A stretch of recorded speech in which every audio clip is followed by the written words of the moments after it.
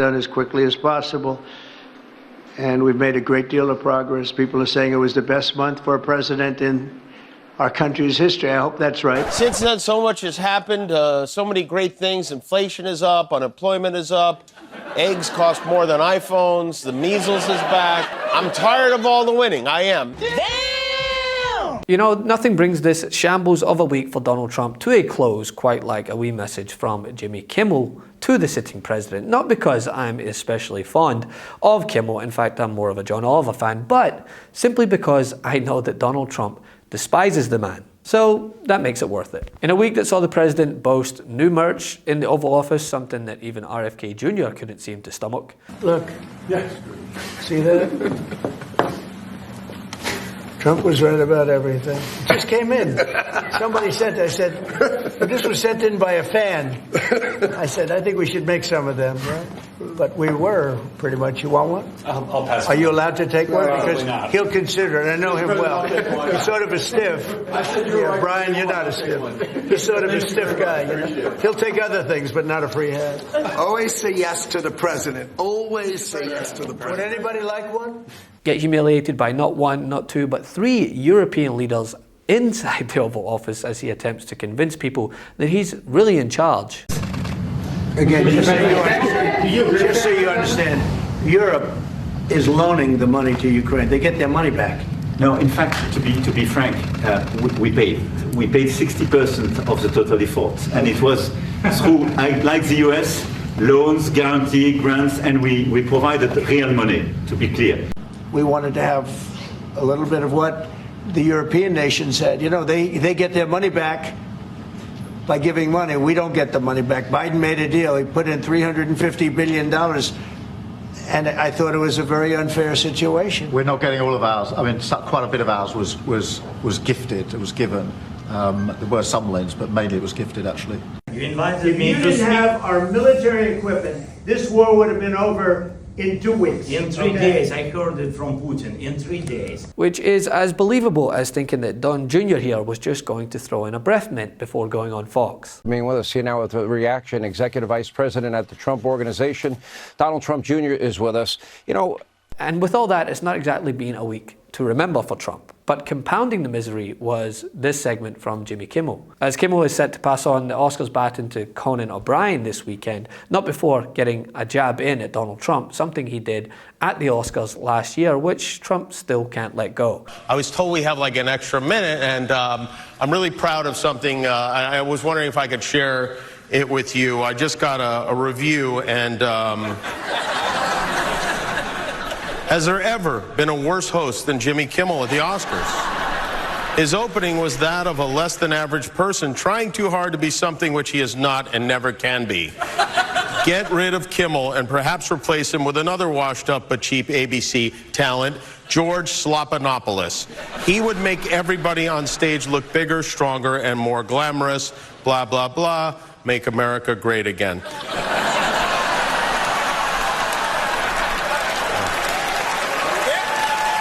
Okay, now, see if you can guess which former president just posted that on Truth. Anyone? No? Well, thank you, President Trump. Thank you for watching. I'm surprised you're still... Isn't it past your jail time?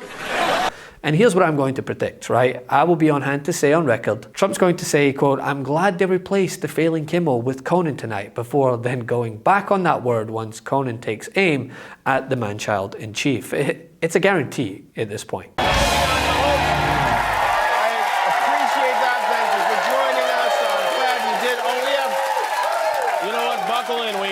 To cover. We are following we're following true stories, we're following stories that are made up. Who even knows which ones are which anymore? And who even cares? It's been 5 weeks since Joe Biden rode off to the great senior water aerobics class in the sky, and since then so much has happened, so many great things. Inflation is up, unemployment is up, eggs cost more than iPhones, the measles is back, planes are running into each other. I'm getting dizzy just thinking about how great America is again. I'm tired of all the winning. I am. In Washington, no one seems to know what the hell is going on. Elon Musk still doing the chainsaw massacre of the federal workforce.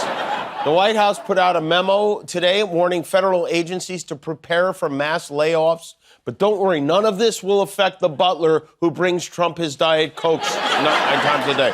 You know, they sent an email to millions of government employees instructing them to share 5 things they accomplished last week. Trump said they would be fired if they didn't, then said they wouldn't be fired. Then he said they would be semi-fired. Now he's saying they'll be wood-fired with caramelized onions and maybe a little handful of Asiago cheese. But the thing is, these comments from Kimmel are not just feeble jabs without substance. In fact, they're laced with truth. Donald Trump promised to bring down grocery prices immediately. He hasn't. And I went on groceries. It's a very simple word, groceries. Like almost, you know, who uses the word? I started using the word, the groceries. A vote for Trump means your groceries will be cheaper. It'll also bring your grocery bill way down. I have more complaints on groceries. Donald Trump's been president for 1 month and has not done a single thing to lower prices. I just went to the store. The eggs are still $8. Milk is still $5. Anybody else just outraged by the prices of groceries nowadays? This was $8. Trump fails again. Prices are up. Inflation is up. Trump is a failure. Promised to combat inflation immediately. He hasn't. It's back, in fact. Not because of Trump, of course, and that's still Biden's fault, just like the eggs were his fault, but somehow are not Trump's. Yeah, we inherited. Yeah. And inflation is back. I'm only here for 2.5 weeks. That was January. Inflation is back.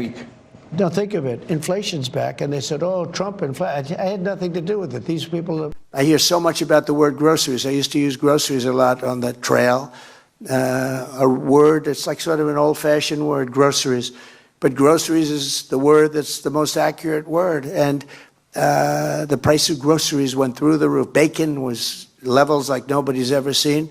You take a look at eggs today. I mean, the eggs are double, triple, quadruple. They're going through the roof. Now, there's some problems that may, you know, a little outside problem with eggs, maybe.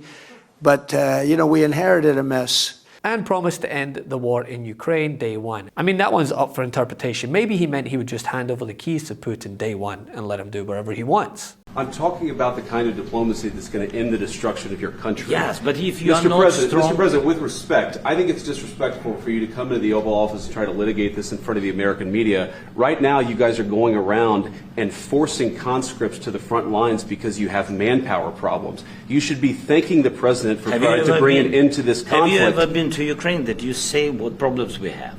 I have been to. Come once. I've actually watched and seen the stories, and I know what happens is you bring them on a propaganda tour, Mr. President.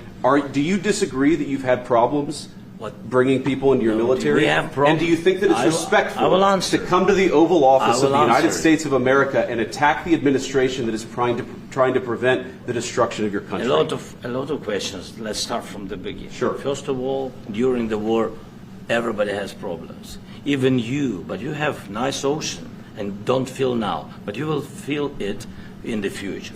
God bless. You don't know that. God bless. God bless. You will not have war. Don't tell us what we're going to feel. We're trying to solve a problem. Don't tell us what we're going to feel. I'm not telling you. Because you're in no position to dictate that. Remember this. I'm not you're in no position to dictate what we're going to feel. We're going to feel very good. You will feel influence. We're going to feel very good and very strong. You will feel influence. You're right now not in a very good position. You've allowed yourself to be in a very bad position, and he happens to be right about it. From the very beginning of the war. You're not in a good position. You don't have the cards right now. With us, you start having cards.